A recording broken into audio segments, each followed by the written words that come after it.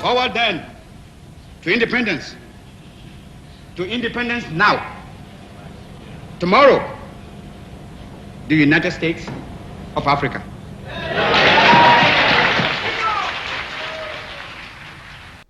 April 15, 1958 was a typically hot and humid day in Accra, the capital of newly independent Ghana, as African leaders began streaming in for the first conference of the independent states of Africa that would lay the foundation for African unity. The eyes of the world and all Africa are focused upon us and our deliberations at this time. Only 8 African countries were independent at the time: Ghana, Liberia, Libya, Morocco, Egypt, Sudan, Tunisia, and Ethiopia. Thanks to their efforts, in a few short years, the ranks of independent African states would grow as much of French colonial Africa became free and independent. Independence would project on the world's stage a new core of African leaders that embodied the confidence of an independent continent. Our guest of honor today, the President of Tanganyika, has played a role comparable to those distinguished Americans in the founding of his country. And every time I think of the United States, I think also of the freedom of my people. As more African countries gained their independence, there was a growing push for continental unity. But soon there were fissures. On the one hand, there was the Casablanca Group, led by Nkrumah of Ghana, Modibo Keïta of Mali, Ahmed Ben Bella of Algeria, Gamal Abdel Nasser of Egypt, Sékou Touré of Guinea. L'Organisation de l'Unité africaine a tenu une session spéciale. They wanted immediate and total political unity in Africa.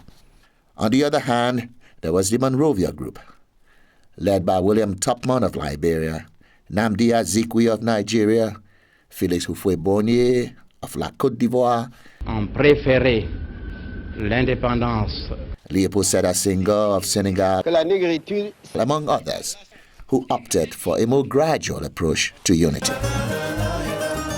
The differences between the two groups threatened to torpedo all hopes of fostering unity on the continent. Deft diplomacy by Ethiopian Emperor Haile Selassie would save the day. He invited the leaders of all 32 independent African states to Addis Ababa to hash out their differences. After several days of meeting, they will hammer out a charter giving birth to the Organization of African Unity, the OAU, on May 25, 1963, the largest regional organization the world has ever known. The OAU was not the total political union that Nkrumah and others had hoped for, but it was a good beginning, and the organization focused attention on what all in Africa agreed on: the total independence of the continent.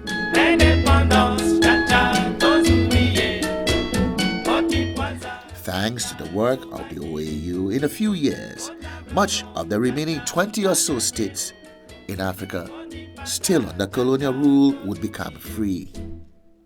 By the end of the 1970s, also as a result of the work of the OAU and the struggle of freedom fighters like Amilcar Cabral, un État se développe chez nous. Agostinho Neto, and Samora Machel. A luta continua. Mozambique, Cape Verde, Guinea-Bissau, and Angola would also be free.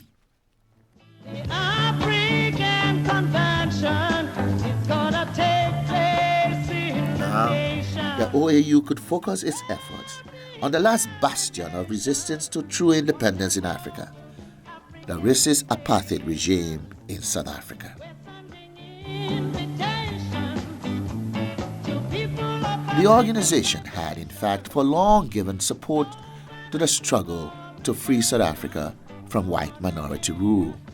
A faked passport given to Nelson Mandela by the Ethiopian government under the assumed name of David Morsi Mai is typical of the support, small and large, that the OAU and its member states had given the freedom fighters in South Africa.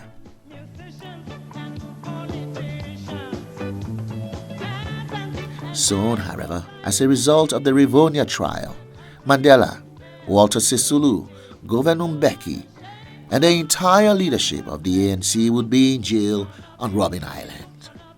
Only Oliver Tambo of the ANC's leadership would be free but in exile. This letter he wrote to the OAU as it met for its second summit in Cairo in July 1964 speaks to the support the OAU had given the South African struggle. In a poignant line from the letter, Tambo noted that the second day of the conference, July 18, would be Mandela's 46th birthday, and he hoped the organization will on that day take a decisive action that will strike a blow to apartheid. It would take another 2 decades of struggle, but triumph would finally come in 1990 when Mandela was released. With his release and election in 1994 as president of South Africa, the OAU had finally achieved its goal of totally liberating the continent. And what a joyous occasion it was when he joined the summit meeting of the OAU shortly after his release, held in the very city where it was founded, Addis Ababa.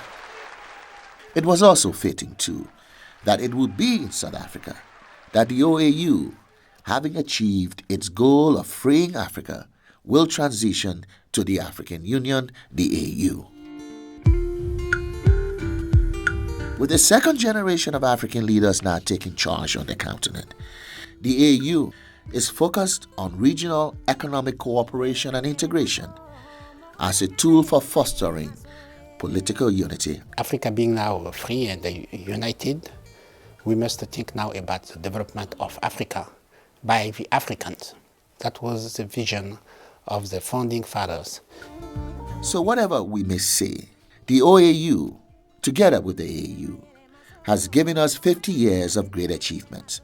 And it is proper, therefore, that we pause to pay tribute to those early leaders, 32 of them, who laid the foundation for the Africa we know today when they signed the charter of the OAU 50 years ago.